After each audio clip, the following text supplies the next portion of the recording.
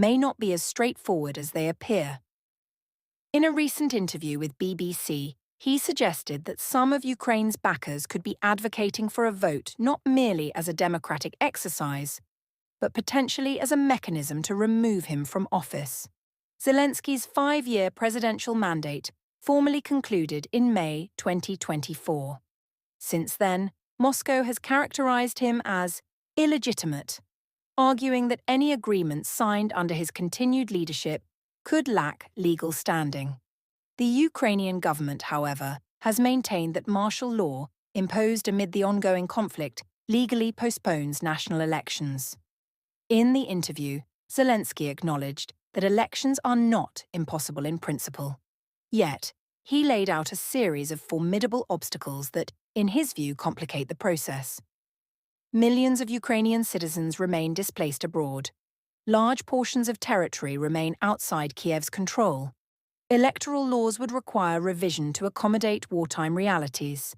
Administrative logistics would demand extensive coordination under extraordinary conditions. Against this backdrop, Zelensky issued what appeared to be a direct challenge to Ukraine's Western allies. He recounted telling international partners to clarify their intentions. Is the priority to remove him or to organize a legitimate national vote? The implication was clear. If elections are to proceed, they must be conducted in a manner recognized both domestically and internationally as credible and lawful. He emphasized that any future ballot must be honest and accepted first and foremost by the Ukrainian public. International endorsement, he suggested, would only carry weight if the process itself meets rigorous standards of legitimacy. Pressure has also come from the United States.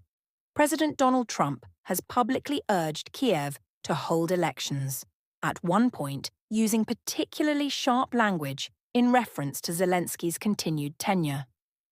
In response to American calls for a renewed mandate, the Ukrainian leader indicated that elections could theoretically be organized within a 60 to 90-day timeframe. However, he attached critical conditions: firm Western security guarantees and a ceasefire arrangement with Russia. Moscow, for its part, has opposed the concept of a temporary truce, arguing that any pause in hostilities would allow Ukrainian forces to regroup and replenish. The Kremlin's stance further complicates the feasibility of organizing a nationwide vote under stable conditions. Meanwhile, domestic political dynamics add another layer of uncertainty. A December 2025 poll